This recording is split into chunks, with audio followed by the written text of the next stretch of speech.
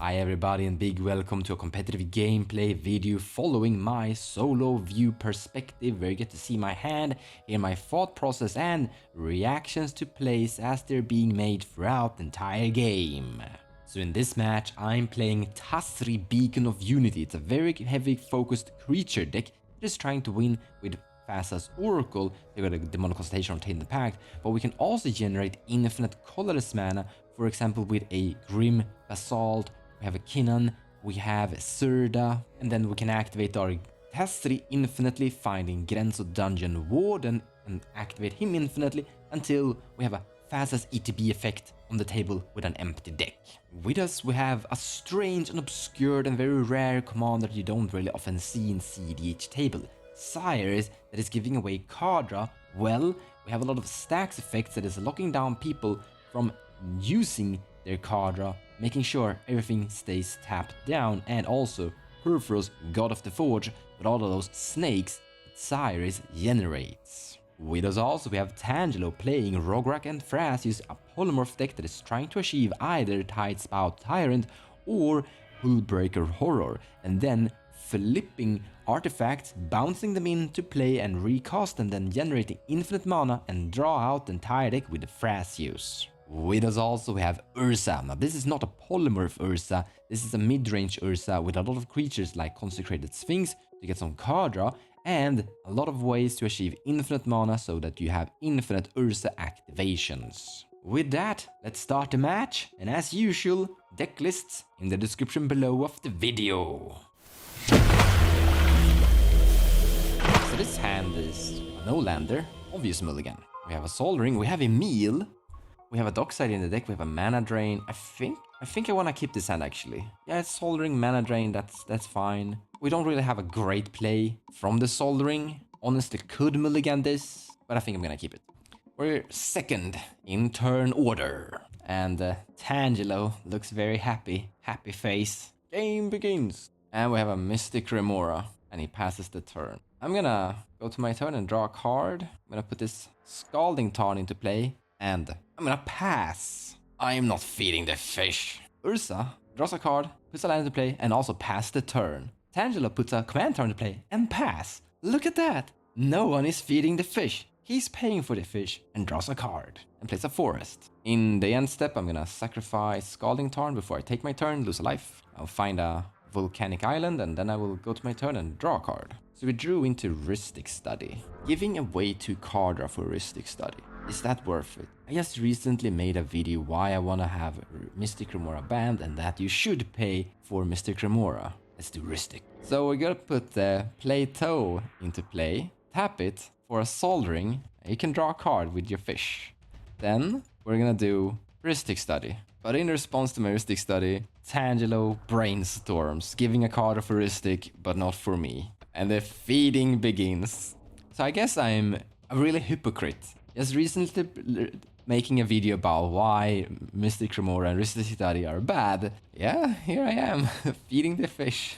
Turn goes to Urza, who plays a Yule Lotus and pays for my Rhystic Study, but the fish gets to draw a card. And then he will cast Urza, which is giving me a card draw. I draw Silence, he makes a construct, and then he plays a Tormund's Crypt. And I draw a card and the fish draws a card. So the fish player currently has 11 cards in his hand. I currently have 7 cards in my hand. I feel really bad for Tangelo. Tangelo plays an Ancient Tomb and then casts Rograkh. I draw 2 cards here. Then he plays Mox Amber, paying anything. I can draw another card. And he plays a Wheel of Fortune. Beautiful. So this is a great way to deal with the Rhystic Study and fish. However, there are Underworld breaches here and there. So I will draw a card for you. I have 11 cards. And then he passes the turn. So we have a new hand. We have a, Facebreaker.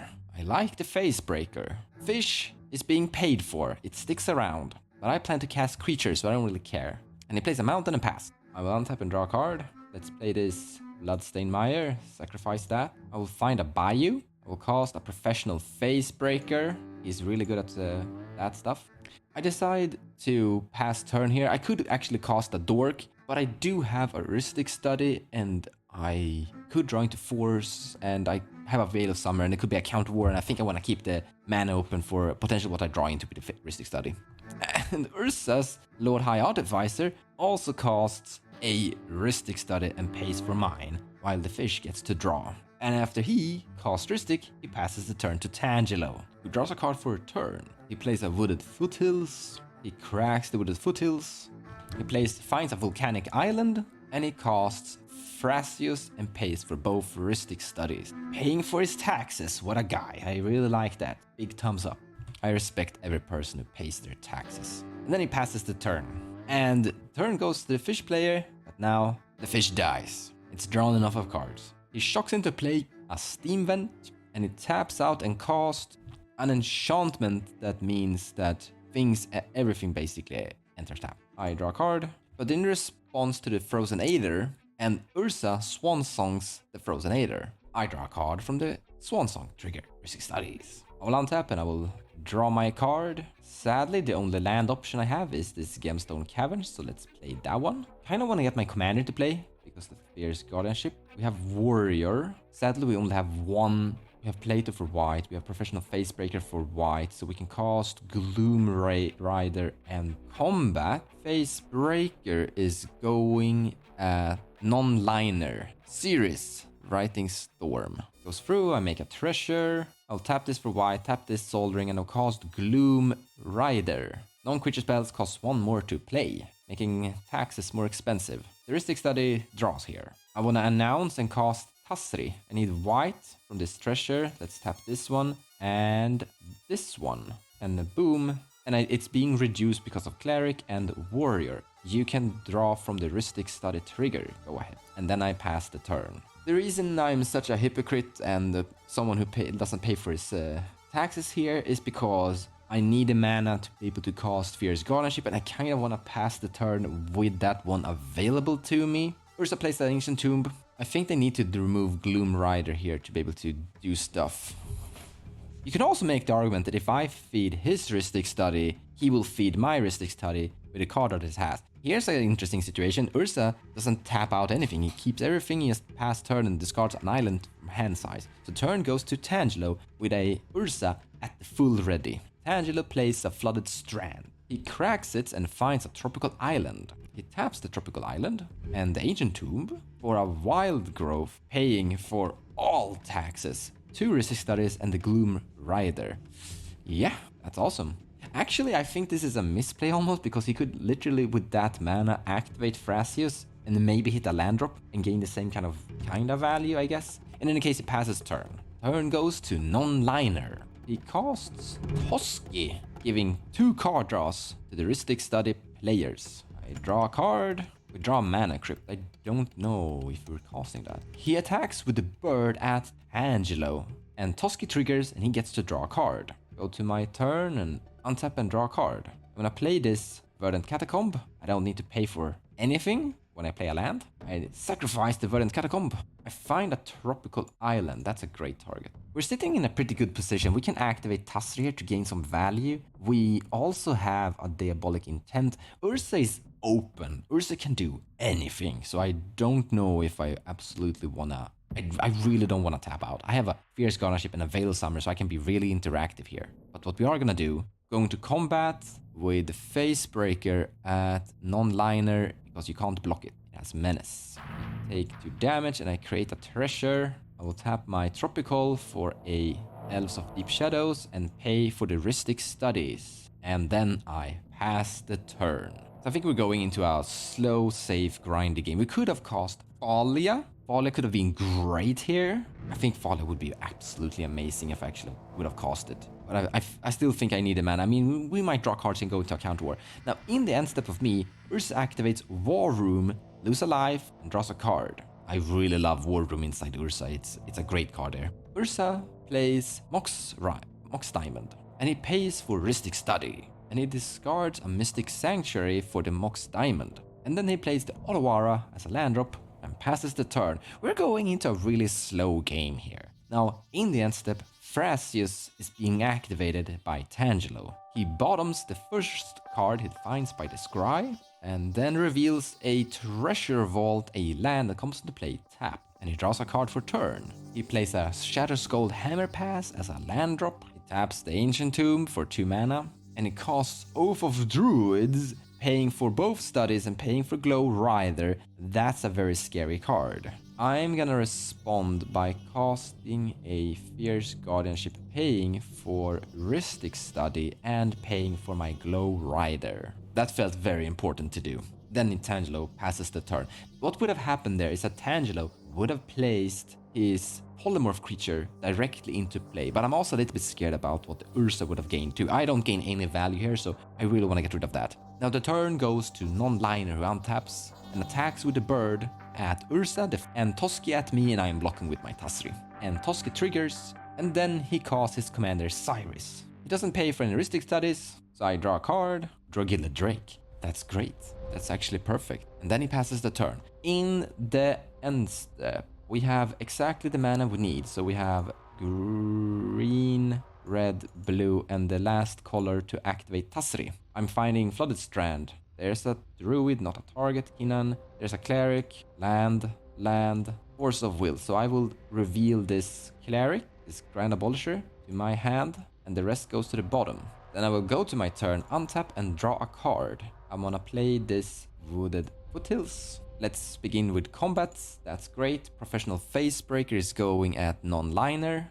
Menace, you can't block. I will create a treasure. Let's sacrifice Wooded Foothills, lose a life. Find Badlands. I wanna cast Thalia, tapping my Soul Ring to pay for Heuristic Studies. After Thalia resolves, I wanna cast Gilded Drake, paying for Heuristic Studies. Gilded Drake resolves. ETB trigger, I wanna target.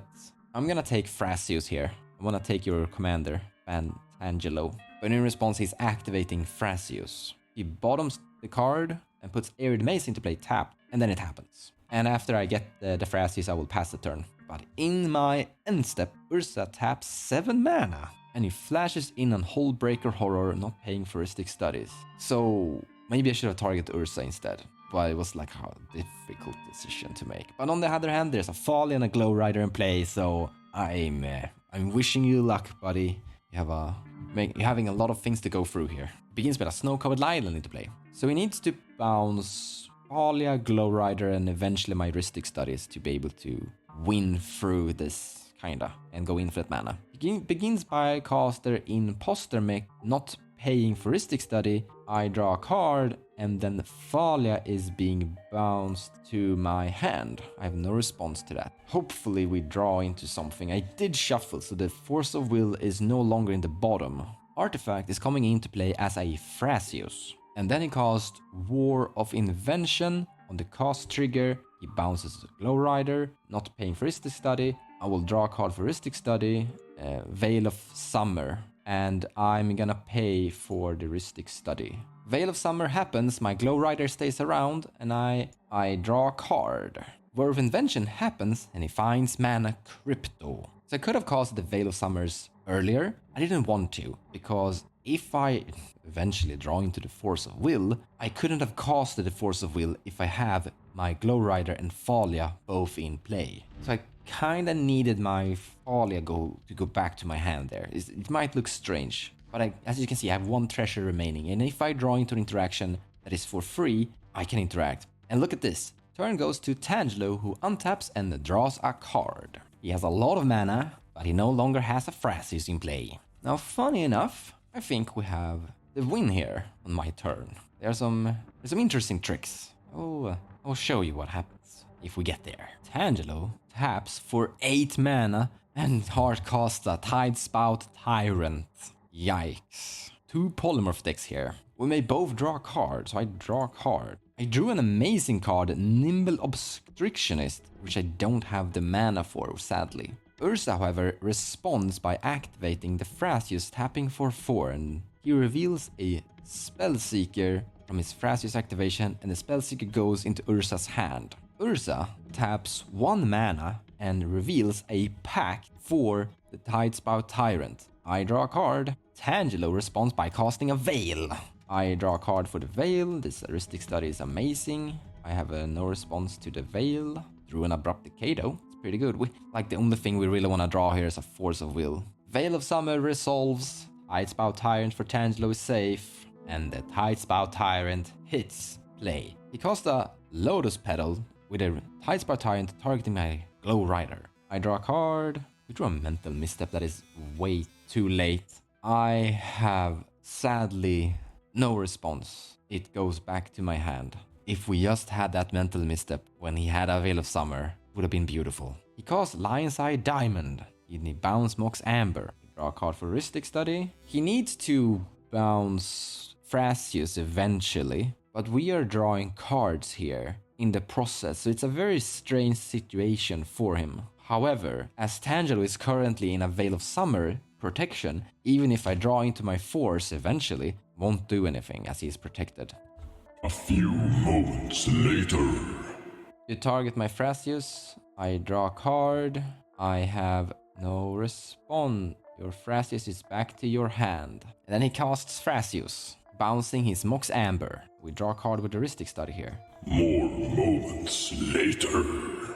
After all of those hoops here and there, he is eventually able to bounce both Heuristic Studies, so he doesn't need to care. On the other hand, like Veil of Summer does the job. Here will he basically draw his entire deck with his Thrasios, so Tangelo draws enormous amounts of cards and starts to go through his win cons. Many minutes later.